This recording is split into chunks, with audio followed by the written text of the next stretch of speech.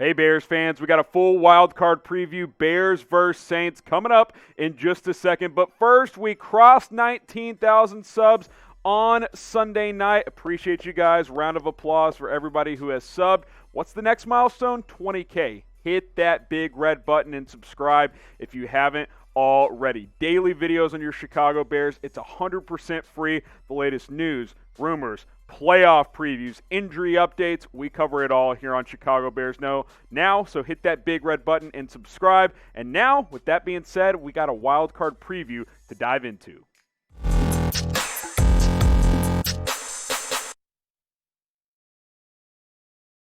You're watching Chicago Bears Now. I am your host, Harrison Graham, as always. And hey, it was a weird Week 17. The Bears lost, but they got some help from the Arizona Cardinals losing to the Los Angeles Rams. And now the Bears are in the postseason, in which they will take on the New Orleans Saints. Heavy underdogs on the road on the early betting line there. 8.5-point dogs, over or under set at 50.5. But the Bears are back in the postseason after missing it last year. And even though they're 8-8, they get in with the extra wild card spot. This should be a fun one between the Bears and the Saints. Out of the three possible opponents that the Bears could be facing in the playoffs heading into Week 17, which would have been the Packers again, the Seahawks, or the Saints, I think the Saints is actually the most favorable matchup for Chicago for a couple of reasons. One, the Bears played them in Week 18 and took them to overtime in a game that I thought Chicago really should have won on when that one played out at the time. Nick Foles was the quarterback at the time, actually played all right in this game. Remember, this was the Javon Wims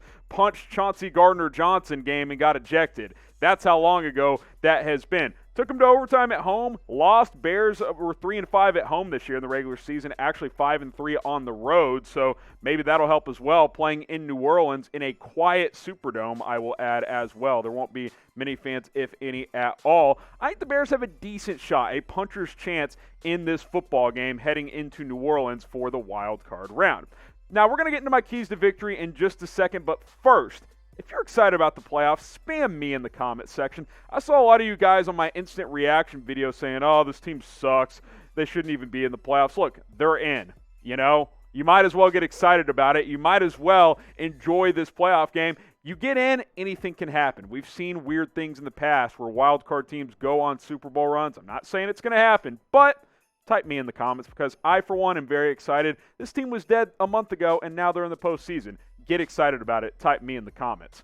All right, I got 4 keys to victory for the Bears, and this is an early preview, so we'll certainly have other storylines developing, including around Alvin Kamara, and that's my first key, contain Alvin Kamara. This guy, especially when Drew Brees is playing quarterback, is such a difference maker. Really good season on the ground, 5 yards per carry. We know they don't give him a ton of touches on the ground because they throw to him so much. 16 rushing touchdowns. Obviously had that 6 rushing touchdown game a couple of weeks ago in Week 16.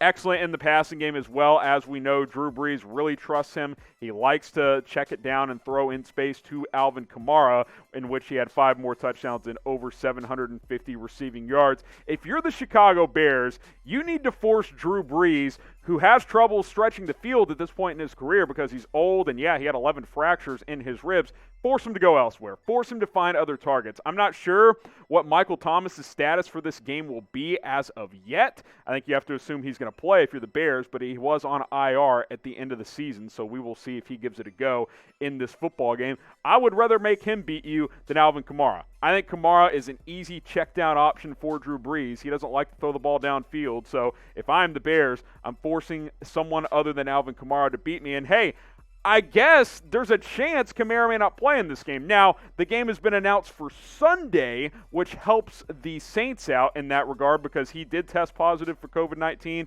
He is on the COVID-19 reserve list. Sunday will be right at that 10-day mark for when he tested positive initially. So if he gets the 1 or 2 negative tests, whatever the NFL protocols are, he will play. But keep in mind, he probably won't practice at all. So we'll see how much run he actually gets in this game. But if you're the Bears, you have to assume he's going to be at full speed, ready to go. And containing Alvin Kamara is a major, major key for Chicago, in my opinion. We got a few more keys to victory to get to in just a moment. But first, get going with our sports betting partner, Bet Rivers, at chatsports.com/betil. or chatsports.com/betin. You're going to get a 100% deposit match when you sign up with these guys. But to actually place a bet, you must be within the state lines of either Indiana or Illinois, hence the two different links. Chatsports.com/betin for you Indiana folks, chatsports.com/betil for you Illinois folks. Get going with Bet Rivers. You can bet on this Bears game. You can bet on other NFL playoff games. You can bet on the Chicago Bulls if you want to as well, or any other NBA game. Get going with Bet Rivers and make some money today. Now, there are some key injuries to keep in mind when it comes to Chicago. Darnell, Mooney, and Roquan Smith left that Week 17 game against Green Bay with injuries. Leg injury for Darnell Mooney, elbow injury for Roquan Smith. Neither returned. And Jaylon Johnson and Buster Skrine have missed a few games now. They've been out since Week 14 and Week 12, respectively, as Johnson's dealing with that shoulder injury that's been lingering since college. And then Buster Skrine's been out with a concussion for quite a while now. So I'm obviously concerned about his status. I'm not super confident he will play in this game, but we'll see on Mooney, Smith, and Johnson, and Skrine as well. We'll see if there's an update there as the week progresses. But out of these four guys, who's the most important one? I think you could argue up to three of these guys. I think Skrine's the least important out of these four, but Darnell Mooney, we saw his impact in that Packers game on Sunday, had 11 catches for 93 yards before exiting. Jaylon Johnson, I think this secondary is far improved when he's your number 2 outside corner compared to Kendall Vildor, although I thought Vildor played better against the Packers. Roquan Smith, all-pro type of season. You need him out there. Buster Skrine as well. Let me know who the most important player is. Type DM, JJ, RS, or BS. Number 2 key to victory is play from ahead. Well, I think we've seen it, and it's pretty obvious with this Bears football team, just the way they're built and how we've seen games play out this year. This is a team that needs to get a lead early and put pressure on opponents because Mitchell Trubisky, while he's been playing efficient football in recent weeks, we saw his stat line against the Packers, an inefficient game, right? Because he's playing from behind most of the time. You don't want him having to throw 42 passes. Played okay overall against Green Bay, but this is not a quarterback that you can say, hey, if we get down an early 14-0 hole, we're not going to panic with Mitchell Trubisky. This is not someone you want throwing 45 times a game. So I think you got to get out in front, stay balanced with Trubisky and David Montgomery, who you basically had to abandon the run game in the latter part of the fourth quarter in that one because you started to get multiple possessions behind. You got to keep the Saints defense honest. And even if you're not, super far ahead or even ahead at all, you can't get down multiple scores. This Bears team is not built to come back from 10-plus points down. That is just going to spell trouble if you are the Chicago Bears. We saw it against Green Bay. 21-16 game, chance to score and take the lead in the fourth quarter. Get stopped on 4th and 1. Packers go down and score, make it a 12-point game. Game's over. You have no chance to come down 12 points in the fourth quarter. So you got to stay in touch. Got to keep it a one-score game. Hopefully play from in front if you are Chicago, because I think Trubisky is a good front-running quarterback. When he plays with the lead, he's much more comfortable, much more efficient, doesn't force the issue. He gets behind, all of a sudden, he starts throwing the ball into dangerous spots like he did late in that game against the Green Bay Packers. So who will have a bigger game? Because I want to see this offense be balanced on Sunday. Type MT for Mitchell Trubisky. Type DM for David Montgomery. Who will have the bigger game against the New Orleans Saints? Let me know what you guys think in the comment section. I think that if this team's going to win, David Montgomery has to have a major, major impact on this one. So I'm going to type DM in the comment section. Key number 3, pressure Drew Brees. Look, he's still an accurate quarterback. He's still effective on underneath throws, and especially when he has time in the pocket, but the arm is shot. He does not have a very good arm. He can't stretch the field very often at this point in his career. That's why you want to force him to not throw to Alvin Kamara. Make him throw the ball down the field if you can. If I'm Chuck Pagano, I'm bringing pressure, and I'm playing press coverage with my corners, especially if Jaylon Johnson's back. I'm playing aggressive if I'm the Bears in this one. You can't do your typical drop or rush 3, rush 4, drop 7 or 8 into coverage, because if Drew Brees just sits in that pocket, yeah, he's not what he used to be, but he can still pick you apart, especially from within 15 or 20 yards and all the underneath stuff. Got to get pressure on him. Got to force him to take some shots downfield. And if you get him off balance, the arm strength, guys, it is just not even close to what it used to be. Be aggressive, Chuck Pagano. I think your job could be on the hot seat. This is a redemption game for this defense.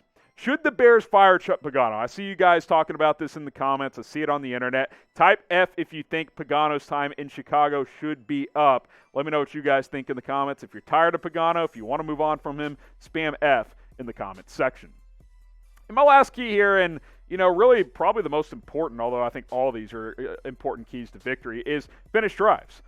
We saw in the last month before Week 17, this Bears offense was very efficient in the red zone. Not the case against Green Bay. 1 for 5 on touchdown conversion rate in the red zone against Green Bay. You can't chip shots with Cairo Santos. It's not going to get it done against New Orleans, not in the Superdome. You got to convert touchdowns. You got to get 7. Can't settle for 3. The offense overall actually moved the ball fairly well against the Packers. 3rd and 4th down, pretty good as well, over 50%.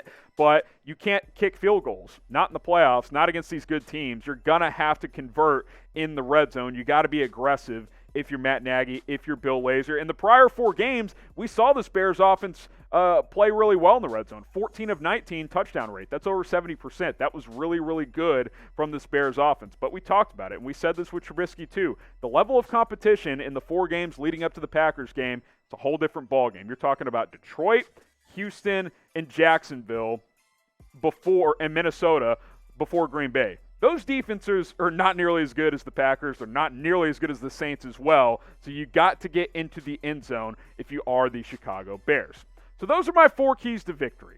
Go ahead and predict the score in the comments. And yeah, we'll ask you guys to predict the score on other videos throughout the week. It's early. Game is still 6 days away between the Bears and the Saints on Wild Card Weekend. Again, this will be a Sunday matchup.